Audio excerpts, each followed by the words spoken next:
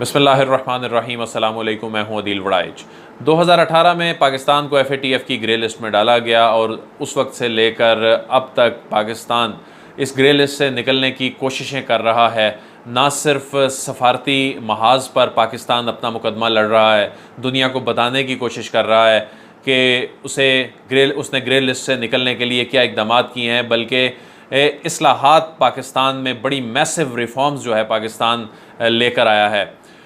पाकिस्तान का जो दुश्मन है वो पाकिस्तान को ग्रे लिस्ट से ब्लैक लिस्ट में ले जाने के लिए सरतोड़ कोशिशें कर रहा है, लेकिन उसे वक्त गुज़रने के साथ साथ नाकामी का सामना करना पड़ रहा है।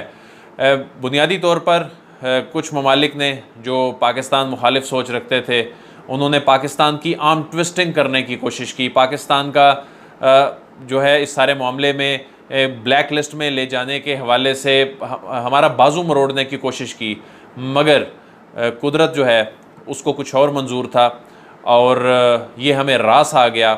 और अब इतना फ़ायदा इस सारे मामले पे पाकिस्तान को पहुँचने जा रहा है कि किसी ने इसका गुमान नहीं किया था, किसी के वहमो गुमान में नहीं था कि इस सारे मामले में पाकिस्तान को फ़ायदा पहुँचेगा। पाकिस्तान में बुनियादी तौर पर बड़े मसले क्या थे? पाकिस्तान में सबसे बड़ा मसला करप्शन, और करप्शन करके यहाँ से लूटी हुई रकम को ठिकाने लगाना जो है वो कितना आसान था। अब जो है वो उन सारे गुज़िश्ता दहाइयों में होने वाली जो करप्शन है उस पर एहतसाब हो रहा है, अब पूछगछ हो रही है। तो यहाँ से डॉलर की स्मगलिंग, यहाँ से डॉलर जो उड़ान भरता था तो मुख्तलिफ़ ममालिक में जाकर लैंड होता था, और यहाँ से जो फ़्लाइट ऑफ कैपिटल था उसके नतीजे में पाकिस्तान में रुपए पर एक जो आता था दबाव आता था, प्रेशर आता था, उसके नतीजे में रुपए की कीमत जो है वो डाउन होती थी और डॉलर ऊपर चला जाता था। टैक्स नेट जो है पाकिस्तान में हुकूमतें आकर दावे करती थी और दावे करने के बावजूद टैक्स नेट बढ़ता नहीं था, टैक्स नेट में लोग आते नहीं थे, रेजिस्ट करते थे। फिर मईशत जो थी वो डॉक्यूमेंटेड नहीं थी, मईशत को दस्तावेज़ी करने के हवाले से बड़े दावे किए जाते थे, मगर बिल्ली के गले में घंटी कौन बांधेगा ये किसी को मालूम नहीं था। तो फिर इसके अलावा ये कहा जाता था कि बहुत से मामलात में दुश्मन गैर मुल्की फ़ंडिंग करके यहाँ पर अपने मकासद को अचीव करने की कोशिश करता था। तो ये वो मसाइल थे कि इन मसाइल से निमटना तो हर हुकूमत चाहती थी, मगर निमटना कैसे है ये किसी के पास कोई लाया अमल नहीं था। पाकिस्तान का नाम फाइनेंशियल एक्शन टास्क फोर्स की ग्रे लिस्ट में गया, जो कि बुनियादी तौर पर मनी लॉन्ड्रिंग और जो टेरर फाइनेंसिंग को रोकने के हवाले से एक आलमी इदारा है। तो उसके बाद पाकिस्तान ने नेक नियति से, ये नहीं कि सिर्फ सफारती महाज पर ही और सिर्फ बातों से दुनिया को यकीन दिलाने की कोशिश की, बल्कि नेक नियति से पाकिस्तान ने मैसिव रिफॉर्म्स जो हैं वो मुतारफ़ करवाने का फ़ैसला किया। यकीनन जो एक्शन प्लान दिया गया था पाकिस्तान को, ये बड़ा टफ़ था। पाकिस्तान को जो अहदाफ दिए गए थे ये बड़ा मुश्किल काम था, ये आसान काम नहीं था। और इन 2 सालों में 27 टास्क दिए गए पाकिस्तान को, और पहले फ़ेज़ में पाकिस्तान ने 14 पर अमल किया और अगले फ़ेज़ में पाकिस्तान ने 13 पर अमल किया। और अल्हम्दुलिल्लाह पाकिस्तान अब ब्लैक लिस्ट में तो इंशाल्लाह कभी भी नहीं जाएगा, और ग्रे लिस्ट से निकलने के भी रोशन इम्कानात पैदा हो गए हैं। अभी भी हमारा दुश्मन जो है लगा हुआ है लॉबिंग करने पाकिस्तान के ख़िलाफ़, लेकिन पाकिस्तान ने जिस तरह की रिफॉर्म्स की हैं और उन रिफॉर्म्स के नतीजे में क्या बेहतरियाँ आने जा रही हैं पाकिस्तान में, ये आज आपके साथ शेयर करने जा रहे हैं। क्योंकि जो बेहतरियाँ पाकिस्तान में आने जा रही हैं, ये बहुत से ममालिक में इतनी ज़्यादा रिफॉर्म्स जो हैं वो नहीं है। बड़े तरक्की याफ्ता ममालिक में भी इस हद तक चीज़ें नहीं हैं जो अब होने जा रही हैं। अल्लाह करे अब इन पर इम्प्लीमेंटेशन भी लेटर एंड स्पिरिट में हो। मईशत जो है पाकिस्तान की दस्तावेज़ी होनी जा रही है, डॉक्यूमेंटेड होने जा रही है मईशत। बेनामी ट्रांजैक्शंस जो हैं पाकिस्तान में इंशाल्लाह ख़त्म होने जा रही हैं, और जो बेनामी कंपनियां बनाई जाती थीं और उन कंपनियों के पीछे कोई और होता था, जो बेनामी जो बेनिफिशियल ऑनर होते थे, जो कि इनडायरेक्ट पीछे बैठकर मुनाफा ले रहे होते थे और पता नहीं होता था असल में, वो हमारी सियासतदान हों, कोई ब्यूरोक्रेसी में लोग हों, बड़े ओहदों पर बैठे हुए दीगर इदारों के लोग हों, तो ये अब बेनिफिशियल ऑनर बेनामी नहीं होंगे। ये जो रिफॉर्म्स की हैं इनमें कौन कौन से कवानीन हैं ये भी मैं आपको बताऊंगा। टैक्स नेट जो है पाकिस्तान का, चूँकि इकॉनमी डॉक्यूमेंटेड होगी, टैक्स नेट पाकिस्तान का बढ़ेगा। पाकिस्तान में ऐसे कवानीन जो हैं वो अब राइज कर दिए गए हैं इन दिनों में कि अब बाहर से आने वाली जो फॉरेन रेमिटेंस होंगी पाकिस्तान के का ज़र मुबादला बढ़ाने में अहम किरदार अदा करेंगी। जो बैंकिंग चैनल्स के अलावा पैसा आता था उसको तकरीबन उसका रास्ता जो है वो रोक दिया जाएगा। पाकिस्तान में जो इन हालिया दिनों में कवानीन बनाए गए हैं, नए कवानीन और जो पुराने कवानीन में कुछ तरामीम की गई हैं, उनमें कंपनीज़ एक्ट जो है, ये जो मैंने पहले कंपनी वाली बात की, बेनामी कंपनियां और ये सारा, कंपनीज़ एक्ट इसमें तरमीम कर दी गई है।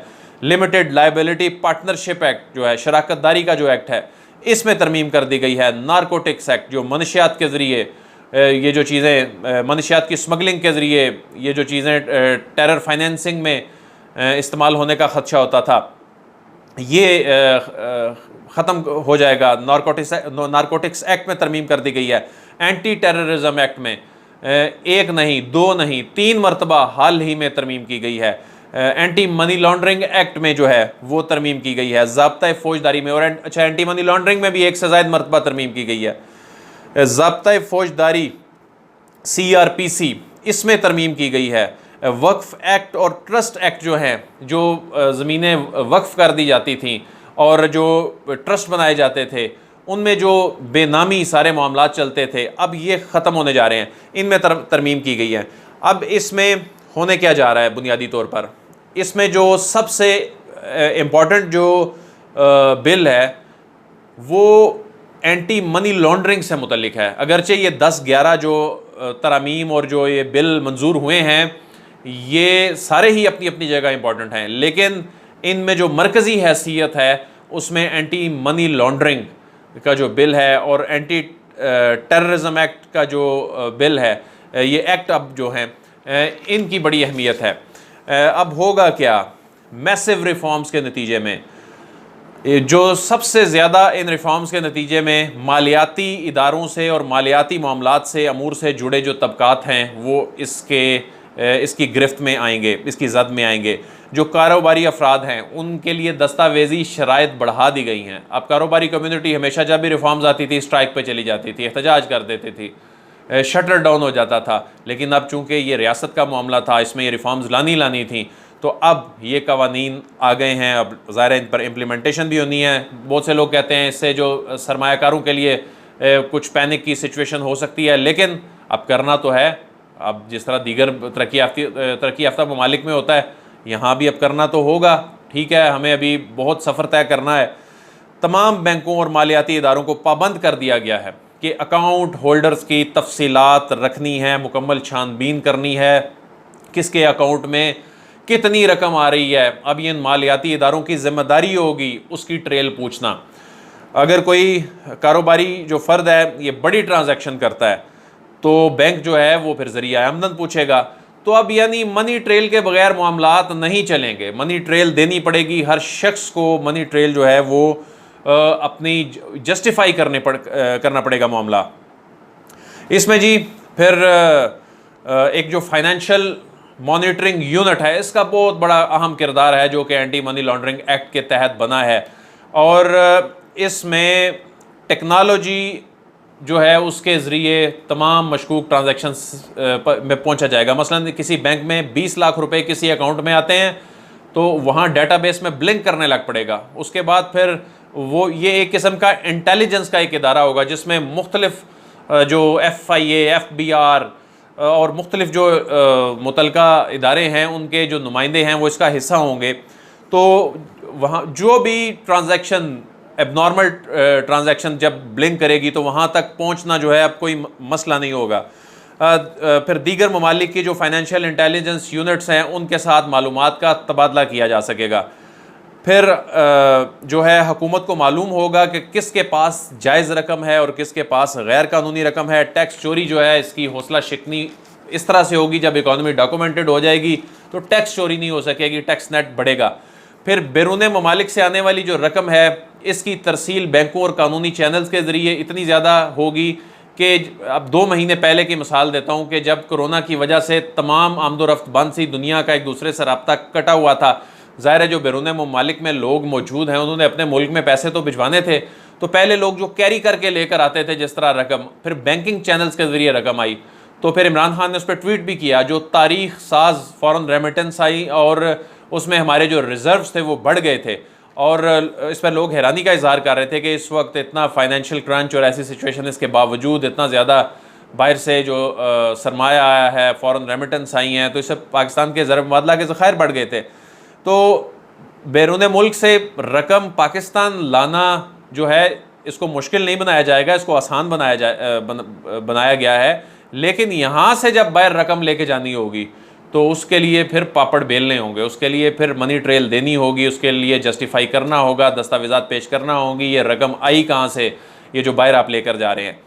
तो इस तरह जी ये जो FMU है जिसमें FIA, FBR और जो दीगर इदारे हैं, जब कोई नॉर्मल ट्रांजैक्शन होगी, कहीं $1 लाख बाहर से इवन आते हुए भी जब एबनॉर्मल ट्रांजैक्शन होगी कि बहुत बड़ी रकम डॉलर्स में जब किसी इंडिविजुअल से आ रही है, तो फिर ये भी देखा जाएगा कि ये रकम खुदा ना खास्ता पाकिस्तान में किसी और मकसद के लिए इस्तेमाल होने तो नहीं होने जा रही, तो उसमें फिर मुतलका इदारे इस यूनिट में बैठे हुए फिर इन्वेस्टिगेट करेंगे और गैर कानूनी मकासद में इस्तेमाल होने का अगर ऐसा कोई शुबा है तो इसको रोका जाएगा।